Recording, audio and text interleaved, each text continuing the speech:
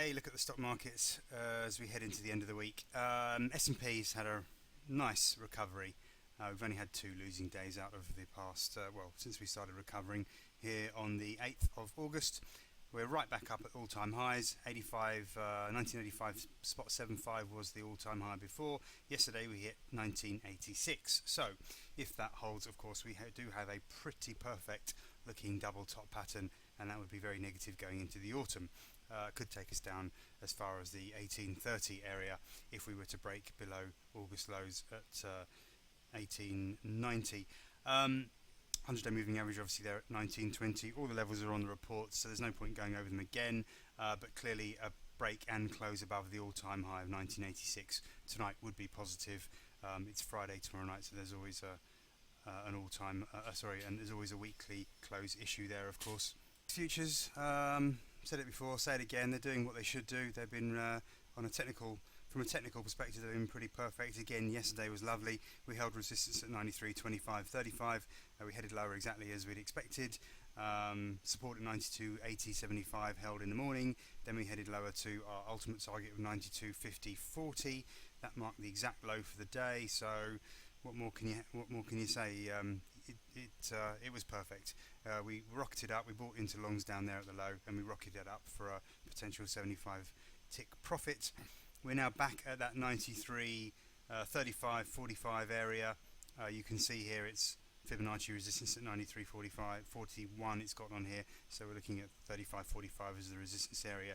The previous high, the high for this week, 93.53.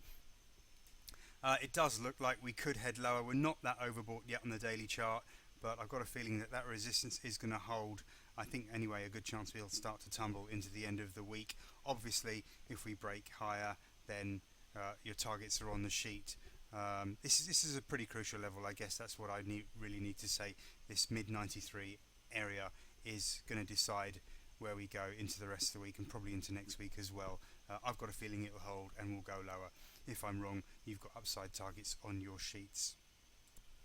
FTSE futures also behaving pretty much as expected yesterday. Despite this strong move up on Tuesday, we did think that the market would top out at that 67.75 resistance and hit profit taking and head lower. That's exactly what happened. We weren't fooled by that strong candle. The trend line held. We dipped lower, not unfortunately quite as low as our 67.30 target. We bottomed at 67.35, just 5 ticks early. Unfortunate if you missed buying into longs there. So the big question is, the high of the week, 67.75, do we get through it or does it hold and we go lower? We are looking overbought short term. We are looking overbought on the daily chart. I think the chances are that we're still in a bear trend here, and I do think that there's a good chance that will hold anyway and we head lower. Obviously the 2-day low is let me see now, 67.39, 67.35.